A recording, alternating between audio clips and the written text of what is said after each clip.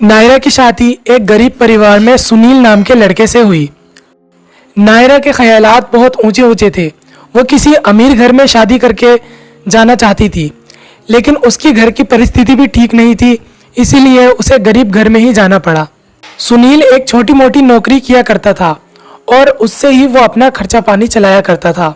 सुनील का कोई नहीं था, वो अकेला ही रहता था। उसने सोचा था कि शादी हो जाएगी तो उसे ज़्यादा काम नहीं करना पड़ेगा और उसे कुछ टाइम के लिए आराम मिल जाया करेगा, लेकिन शादी के बाद इसका उल्टा हुआ। अब सुनील को और ज़्यादा काम करना पड़ता। नायरा दिन भर आराम करती और सुनील से सारा घर का काम भी कराया करती। एक दिन सुबह सुनील नायरा से बोलता है, नायरा तुम अभी तक बिस्तर पर ही हो, तुमने मेरे लिए अभी तक नाश्ता क्यों नहीं रेडी किया? मैं काम पर जा रहा हूँ, जल्दी से नाश्ता तैयार करो। अगर आज फिर से लेट हो गया तो कहीं बॉस मुझे गुस्से में नौकरी से ना निकाल दे। हाँ, तुम्हें तो बस अपनी नौकरी की ही पड़ी है, मेरे तो कुछ सूझती ही नहीं है। मैं दिन भर काम करते करते थक जाती हूँ, अब सुबह ही जल्दी उठ के तुम्हारे लिए नाश्ता ही बनाऊं। अरे कभी मेरे लिए भी सोच लिया करो, दिन भर घर का काम करती हूँ और फिर सुबह में तुम्हारे लिए नाश्ता ही बना के दो। खुद बना लो अपना लिए नाश्ता। अरे नायरा, अगर मैं नाश्ता बनाने बैठ गया तो बहुत टाइम हो जाएगा और मैं लेट बहुत हो जाऊंगा। तुम्हें तो बस अपनी पड़ी है, मेरे तो कुछ दिखता ही नहीं है। इतनी गर्मी में मैं जाके चूल्हे पे नाश्ता बनाऊं? कम से कम गैस सिलेंडर ही ला दो जिससे मैं उस पर बना लिया करूं। वैसे तो कपड़े और बर्तन तो धो ही लेते हो, ये भी कर लोगे तो कोई बात नहीं होगी। अरे नायरा, पूरे घर का काम तो मैं ही करता हूँ, तुम करती ही क्या हो? खाली खाना ही तो बनाती हो, अब वो भी मेरे ही सिर थोपोगी क्या? ओह, तो तुम्हारा कहने का मतलब ये है कि तुम सारा काम करते हो और मैं बैठ के आराम करती हूँ? हैं? मैं बैठ के आराम करती हूँ तो मुझे यहाँ पर रखा ही क्यों है? मैं मायके जा रही हूँ, अपने मायके। अरे अच्छा ठीक है, तुम गुस्सा मत करो, मैं खुद नाश्ता बना लूंगा। हाँ, ये हुई ना बात। और मुझे भी बहुत तेज की भूख लग रही है बहुत देरों से, मेरे लिए भी बना देना कुछ बेहतरीन सा नाश्ता। नायरा सुनील को बात बात पर मायके जाने के ताने दिया करती थी और इसी वजह से सुनील को काम भी करना पड़ता था। सुनील हर रोज काम पर लेट जाने लगा था, जिससे उसके बॉस उस पर चिल्लाने लगे थे। सुनील पूरे घर का काम करता और अब उसके ऊपर खाना बनाने का भी काम आ गिरा था। नायरा कभी समझती ही नहीं थी कि सुनील बाहर जाकर इतनी मेहनत करता है और फिर घर आकर खाना भी बनाता है। उसको सिर्फ अपनी अमीरी का भूत चढ़ा था और वो सिर्फ अमीर होना चाहती थी और घर बैठकर आराम करना चाहती थी। अरे कहाँ गए? कितनी ज्यादा गर्मी हो रही है, नाश्ता अभी तक बना नहीं है। जल्दी नाश्ता बनाओ, मेरे लिए कुएं से पानी भर के ला दो। अरे नायरा, मैं नाश्ता बना रहा हूँ, अगर फिर मैं पानी भरने गया तो बहुत ज्यादा ही लेट हो जाएगी। एक तो रोज मैं जा ही लेट रहा हूँ, ये मैं अभी पानी भर के लाया हूँ थोड़ी देर पहले, इसी से नहा लो। अरे नहीं नहीं नहीं नहीं, बहुत गर्मी हो रही है, ठंडा पानी चाहिए, ये तो गर्म हो गया है। इतनी गर्मी में तुम तो चले जाओगे, लेकिन यहाँ पर तो मुझे घुटना पड़ेगा। मैं ही तो घर का काम करूंगी सारा। मुझे ठंडा पानी ला के देते हो या फिर मैं मायके जाऊं? अच्छा ठीक है बाबा, जा रहा हूँ मैं लेने के लिए पानी। और वो कुएं से पानी भरकर लाता है। उसे देखकर वो जल्दी से काम के लिए निकल जाता है। अब सुनील बहुत परेशान हो गया था और अब उसने सोच लिया था कि नायरा को वो अब मैके भेज देगा। कुछ दिन वहाँ रहेगी तो शायद थोड़ा मूड ठीक हो जाए। फिर वो शाम को घर आता है। नायरा दरवाजे के बाहर बैठी होती है और उससे बोलती है, आ गए आप काम से? आप तो आराम से होंगे, लेकिन मुझे यहाँ पे गर्मी में मार दिया। 2 ही पंखे चल रहे हैं, कम से कम ज्यादा लगवा दो पंखे, या फिर एसी लगवा दो कोई सी, नहीं तो मैं यहाँ पे मर जाऊंगी। मेरा कभी ख्याल भी करा है तुमने? कोई ख्याल ही नहीं है मेरा। कितनी गर्मी हो रही है, मैं बाहर बैठी हूँ, तुम्हें तो कोई ख्याल ही नहीं है मेरा। इससे अच्छा तो मैं मायके चली जाती। मेरी मायके में बहुत सारे पंखे हैं, वहाँ पर मैं सुकून से तो रह पाती कुछ दिन। हाँ नायरा, तुम ठीक ही कह रही हो, तुम मायके घुमाओ। वैसे भी बहुत गर्मी हो रही है और यहाँ पर ज्यादा पंखे भी नहीं है और ना ही एसी है। तुम्हारे मायके में तो बहुत सारे पंखे हैं ना, तुम अपने मायके ही चली जाओ। मायके का नाम सुनकर नायरा बहुत खुश हो जाती है और उसी वक्त सुनील उसे मायके छोड़ आता है। नायरा मायके जाके देखती है कि माहौल कुछ बदला हुआ था। उसके भैया कहीं नजर नहीं आ रहे थे। वो अपनी माँ से बोलती है, माँ जी, भैया कहाँ हैं? दिख नहीं रहे हैं। अरे बेटा, क्या बताऊं तुझे, तेरी भाभी ने तेरे भैया को परेशान कर रखा है। मुझसे तो काम होता नहीं है, वो सारा काम तेरे भैया से ही कराती है और अब भी उन महारानी को ठंडे पानी से नहाना था। अभी थोड़ी देर पहले ही वो पानी भर के लाया था, लेकिन उसने फिर दोबारा इतनी दूर कुएं से पानी लेने भेजा है। उसको गर्मी लग रही है, इसीलिए ठंडा पानी चाहिए उनको, बस वही लेने गया है। ये सुनकर नायरा को बहुत दुख होता है और थोड़ी देर बाद वो अपने भैया को आते हुए देखती है। उसके भैया बहुत थक गए होते हैं। उसके भैया के आते ही उसकी भाभी एक और काम बता देती हैं। अरे आ गए आप पानी भर के, इतनी देर लगाते हैं। मेरे यहाँ पर गर्मी के मारे बुरा हाल हुआ चला जा रहा है। मेरी तुम्हें फिक्र है भी या नहीं? थोड़ा तेज ही ले आते। अब चलो जाओ जल्दी मेरे लिए खाना लेके आओ, बड़ी भूख लग रही है। अरे खाना तो तुम खुद ले लो, मैं थक गया हूँ इतनी दूर से पानी लाकर। हाँ, मैं तो सारा काम भी करूँ और खुद का खाना भी लाऊं। अरे कभी तो मेरा ख्याल कर लिया करो, मैं काम करते करते थक गई हूँ। थोड़ा सा खाना नहीं ला के दे सकते मुझको? खाना लाते हो या मैं मैगी चली जाऊँ? ये सुनकर नायरा अपनी माँ से बोलती है। अरे माँ, ये भाभी क्या बात बात पर मैगी का ताना दे रही हैं? अरे बेटा, यही तो उसका नाटक है। अगर कुछ काम ना करो तो बात बात पर वो मायके जाने की धमकी देती है। इसीलिए तेरे भैया को घर का सारा काम भी करना पड़ता है और बाहर जाकर नौकरी भी करनी पड़ती है। नायरा को ये देखकर बहुत दुख होता है और अगले दिन वो देखती है कि सुबह ही सुबह उसके भैया नाश्ता बना रहे हैं। वो अपने भैया के पास जाती है और बोलती है, अरे भैया, तुम नाश्ता क्यों बना रहे हो? भाभी को बोल देते, भाभी बना लेंगी। अरे बहन, तुम्हें तो पता ही है तुम्हारी भाभी कितनी ज्यादा नच्चड़ी है। उसको तो बस आराम ही करना आता है और बस मुझे ताने देने आते हैं। भैया तुम हटो, मैं नाश्ता बना देती हूँ, तुम बैठकर आराम करो, बहुत थक गए होगे। और तब से घर का सारा काम नायरा ही करने लगती है। अब उसे समझ में आने लगा था कि वो भी सुनील के साथ ऐसा ही तो व्यवहार करती है, वो भी सुनील को ऐसे ही परेशान करती है। फिर वो अपनी माँ से बोलती है, माँ, मुझे अपने घर वापस जाना है। मैंने सुनील जी को बहुत परेशान किया है, उनसे बहुत काम कराया है।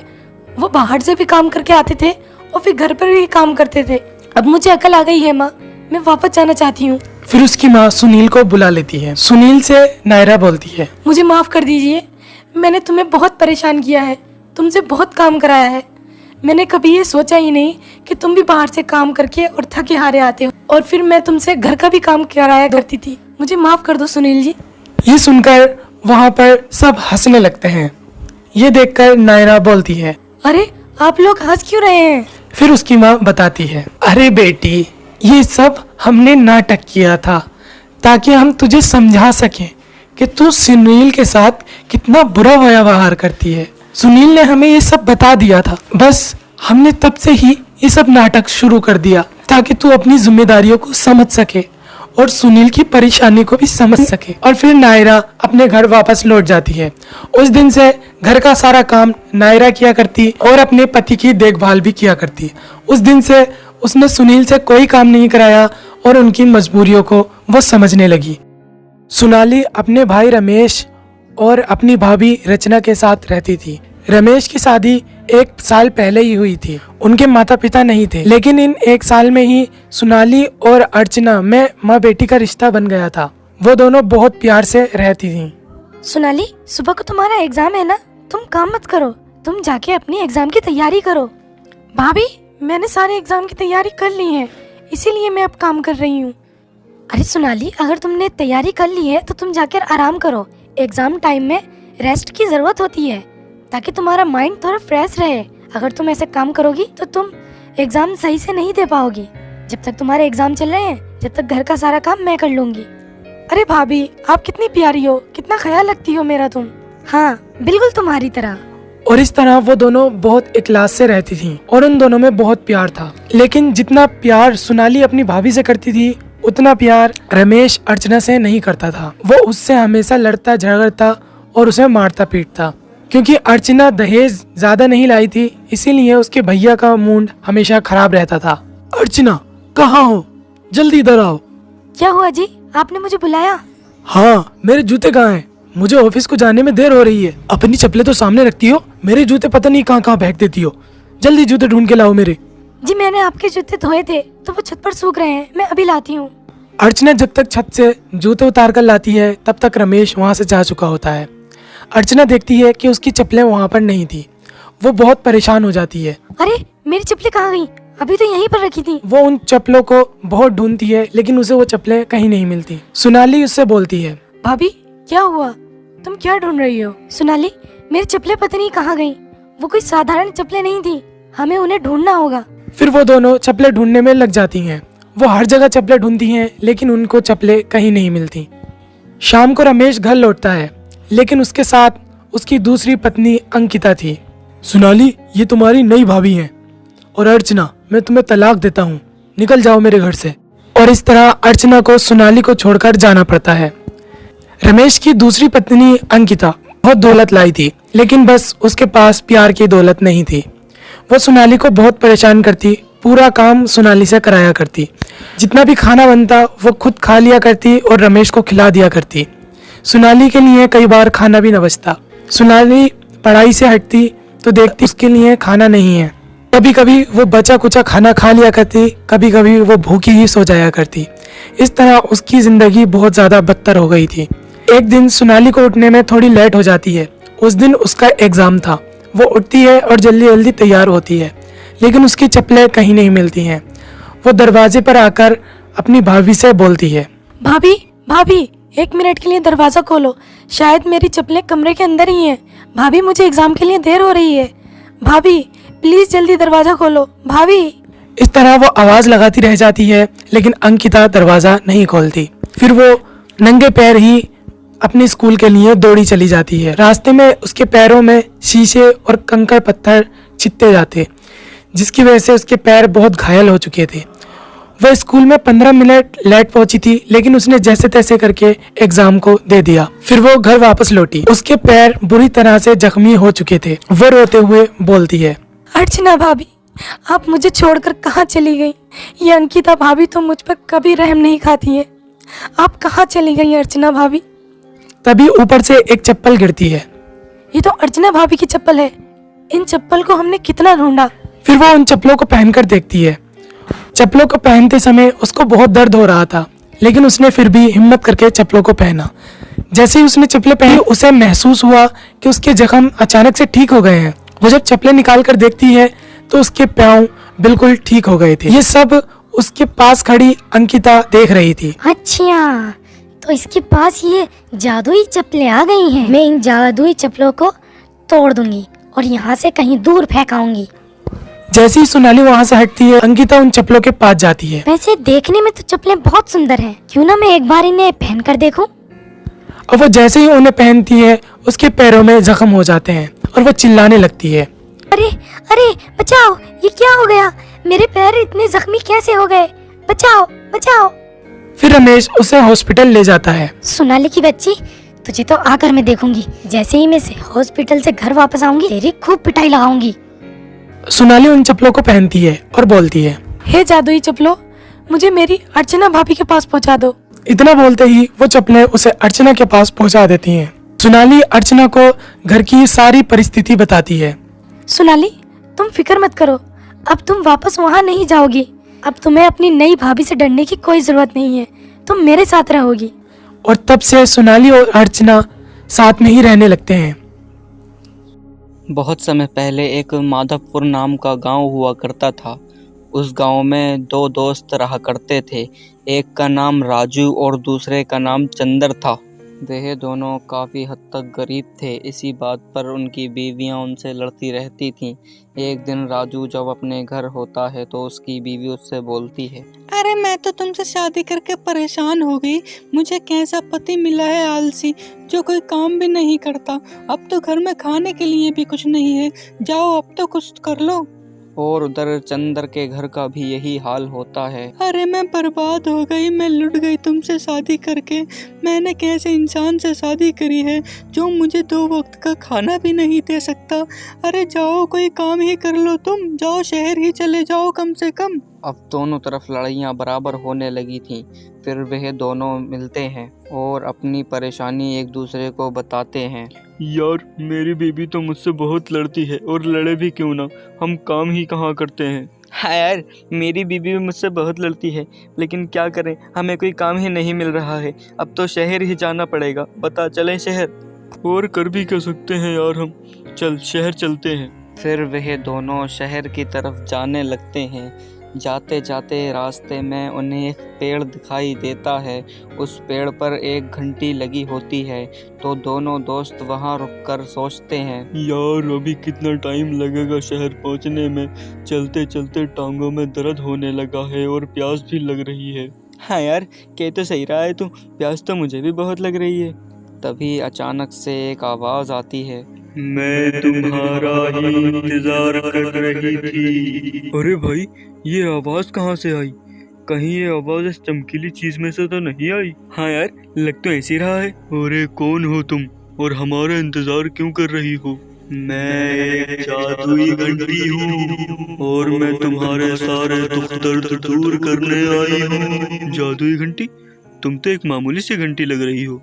तुम जादुई घंटी कैसे हो और तुम हमारे दुख दर्द कैसे दूर कर सकती हो? तुम मुझे अपने घर ले जाओ और घर जाकर हल्का सा बजा दो, फिर मैं तुम्हारे घर को खजाने से माला माल कर दूंगी। अरे ये तो लग रहा है सही कह रही है, चल भाई इसे हम घर ले चलते हैं। फिर वो दोनों उस घंटी को अपने गांव ले आते हैं और उसे हिलाकर देखते हैं। वह जैसे ही उसे हिलाते हैं तो वहाँ बहुत सारा खजाना आ जाता है। यह देखकर उन दोनों के मन में लालच आ जाता है। अरे भाई, कितना सोना दिया है इसने, अब तो हम अमीर हो जाएंगे। इतना सोना देखकर दोनों के मन में लालच आ जाता है। फिर वह बोलते हैं, अरे अब ये घंटी मेरी है। अरे नहीं नहीं, घंटी मेरी है। अरे घंटी तेरी कैसे है? घंटी मेरी है। मैं तुझे जान से मार दूंगा अगर तू ज्यादा बोला तो। मैं तुझे मार दूंगा अगर तू मुझसे फालतू बोला तो। चुपचाप ये घंटी मेरे हवाले कर दे। ऐसे ही वह बहुत ज़्यादा लड़ने लगते हैं। लड़ाई बहुत ज़्यादा हद तक पार हो चुकी होती है। तभी वह घंटी वहाँ से उड़कर दोबारा उसी पेड़ पर जाकर लग जाती है और सारा सामान भी ले जाती है। यह देखकर वह दोनों बोलते हैं, अरे घंटी कहाँ गई? घंटी कहाँ गई? अरे घंटी कहाँ गई? अभी तो यही थी। फिर वह दोनों दोबारा उस पेड़ के पास जाते हैं और देखते हैं कि वह घंटी तो वहीं लगी होती है। तुम तो हमारे साथ हमारे दुख दर्द दूर करने आई थी, फिर तुम वापस यहाँ क्यों आ गई? हाँ, तुम तो हमें अमीर बनाना चाहती थी। तुम तो हमारे सारे दुख दर्द दूर कर देना चाहती थी। फिर तुम यहाँ क्यों आ गई, बताओ हमें। तुम दोनों के मन में लालच आ गया था। तुम दोनों एक दूसरे से लड़ाई कर रहे थे, इसलिए मैं वापस आ गई। इसीलिए अब दोबारा कभी जिंदगी में लालच मत करना, नहीं तो तुम उससे भी हाथ धो बैठोगे। फिर उन दोनों को समझ आता है कि जिंदगी में कभी भी लालच नहीं करना चाहिए।